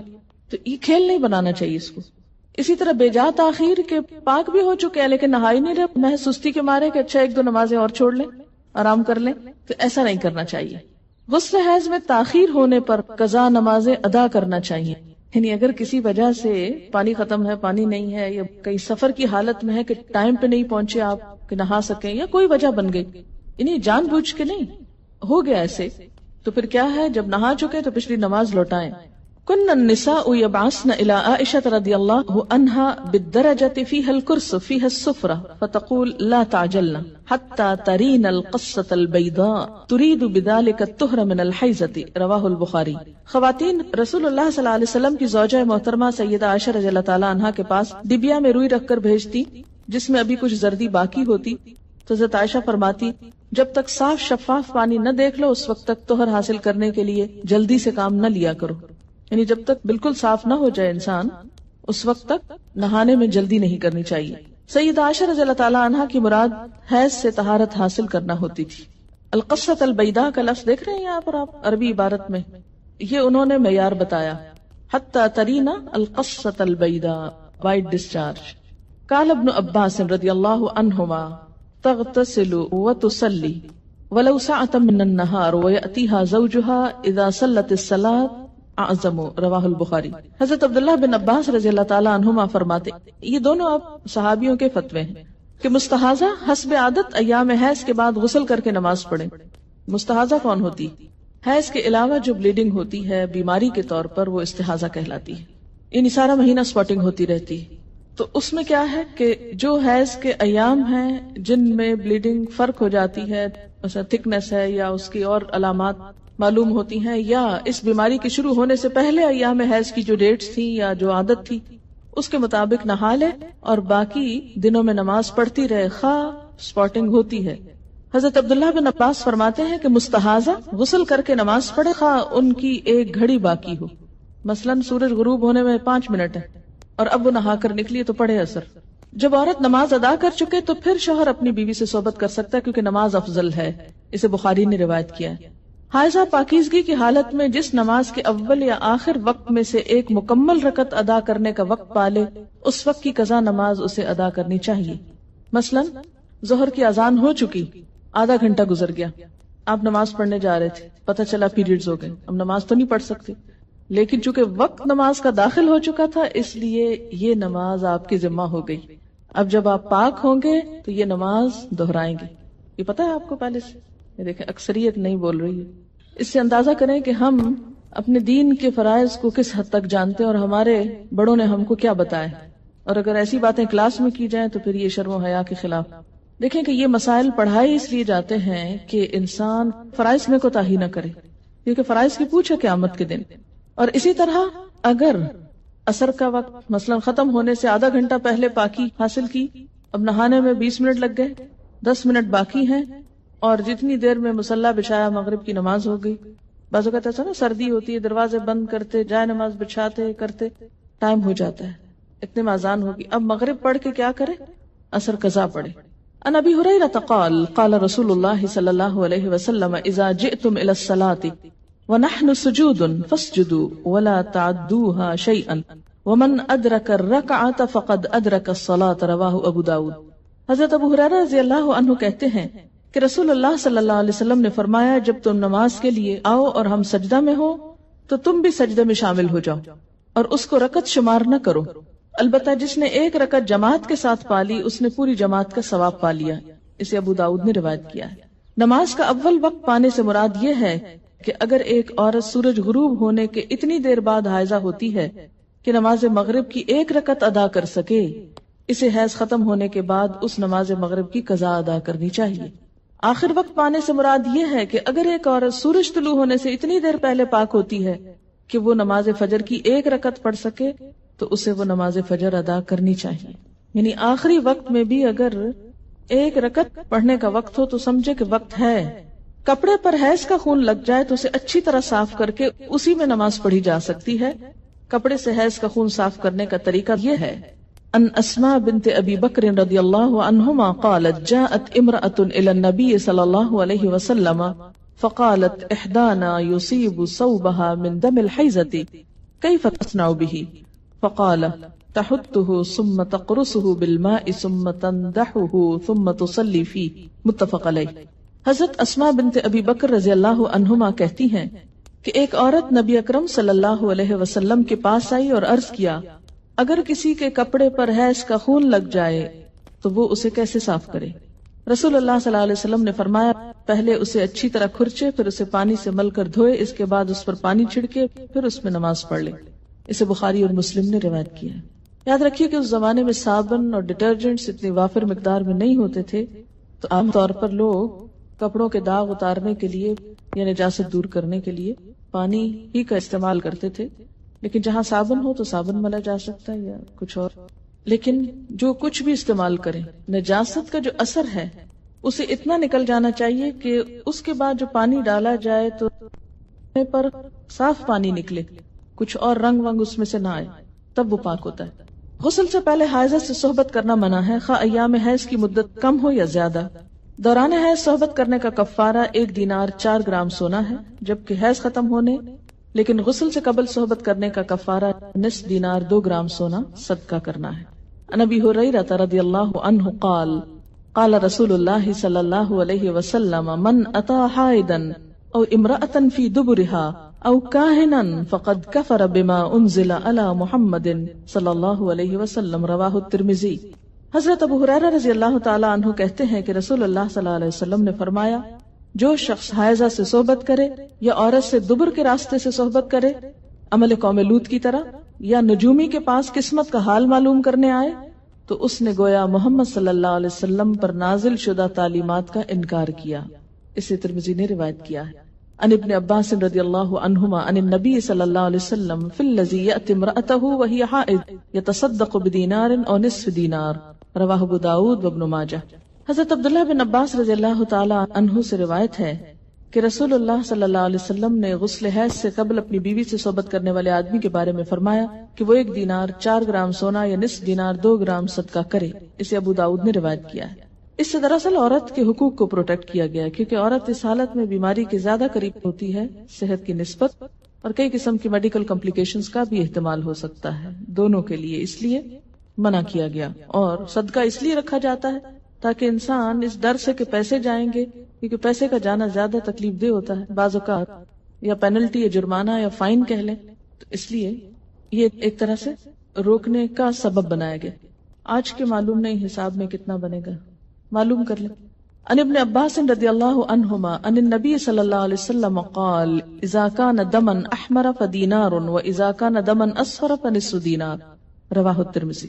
حضرت عبداللہ بن عباس سے روایت ہے کہ نبی صلی اللہ علیہ وسلم نے فرمایا جب حائضہ کے خون کی رنگت سرخ ہو اور اس سے صحبت کی جائے تو 1 دینار صدقہ ہے، اگر خون کی رنگت زرد ہو تو نصف دینار صدقہ ہے. اسے ترمذی نے روایت کیا ہے. نصف دینار کیا ہے؟ 2 گرام. حائضہ کو مسلسل قرآن پاک کی تلاوت کرنا منع ہے، البتہ ایک آیت توڑ کر پڑھ سکتی ہے، یعنی بیچ میں سانس لے سکتی ہے، اور یہ حدیث نہیں ہے. بہرحال ابراہیم نخعی کا قول ہے. قال ابراہیم رحمہ اللہ لا بأس ان تقرأ الآیہ. رواہ البخاری. حضرت ابراہیم نخعی کہتے ہیں کہ حائضہ قرآن مجید کی ایک آیت پڑھ لے تو کوئی حرج نہیں. اسے بخاری نے روایت کیا ہے. یعنی اس معاملے میں علماء اور فقہاء کے درمیان اختلاف ہے. بعض کہتے ہیں کہ آیت میں سانس لے لے بیچ میں، کٹھی نہ پڑھے، اور بعض یہ کہتے ہیں کہ اگر پڑھ لے تو حرج کوئی نہیں ہے، کیونکہ کسی صحیح حدیث میں منع نہیں کیا گیا. ایک روایت ملتی ہے مگر وہ ضعیف ہے. حائضہ قرآن مجید کو ہاتھ نہ لگائے، اگر پکڑنا ضروری ہے تو کپڑے سے پکڑنا چاہیے، یعنی عربک ٹیکسٹ جو ہے اس کو ٹچ نہیں کریں. کان ابو وائل رضی اللہ عنہ یرسل خادمہ وہی حائض الی ابی رزین فتأتیہ بالمصحف فتمسکہ بعلاقتہ. رواہ البخاری. حضرت ابو وائل رضی اللہ عنہ اپنی خادمہ کو حالت حیض میں ابو رزین رضی اللہ تعالیٰ عنہ کے پاس قرآن مجید لانے کے لیے بھیجتے، اور وہ قرآن مجید کا نیفا پکڑ کر یعنی کپڑا پکڑ کر لا دیتی تھی. اسے بخاری نے روایت کیا ہے، یعنی غلاف سے پکڑ لیتی. شوہر کی اجازت سے حیض لانے یا حیض روکنے کی ادویات استعمال کرنا جائز ہے. عن ابی ہریرہ رضی اللہ عنہ ان رسول اللہ صلی اللہ علیہ وسلم قال لا تحل للمرأة ان تصوم وزوجها شاہد الا باذن. رواہ البخاری.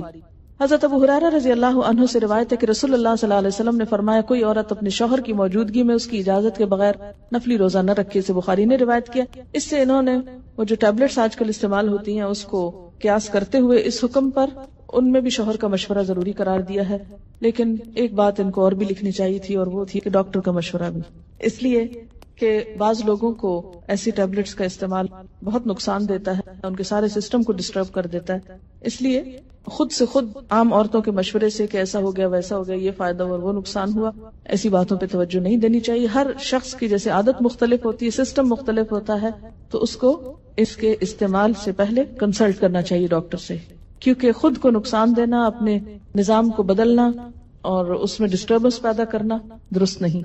بسا اوقات ایسی کوئی چیز بعد میں کئی کمپلیکیشنز کا ذریعہ بن جاتی ہے اور انسان وقتی طور پر ایک فائدہ اٹھانے کے عوض بہت سا عبادت میں ہی نقصان کر لیتا ہے۔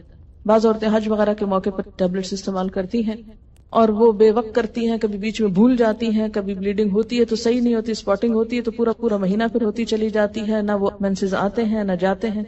اس لیے ایسا کرنے سے پہلے سارے حالات کا جائزہ لینا ضروری ہے۔ اور شوہر کی بات یہاں اس لیے کی گئی ہے کہ شوہر اور بیوی کا چونکہ ایک بہت قریبی تعلق ہے، دونوں کا نفع نقصان ایک ہے، گھر ایک ہے، اس لیے کسی بھی ایسی چیز میں جس میں دونوں کی برابر کی مصلحت ہو، خود سے ایسے کام کرنا درست نہیں، کیونکہ اس سے بسا اوقات اختلافات بڑھتے ہیں اور وہ شدید سنگین صورت اختیار کر لیتے ہیں۔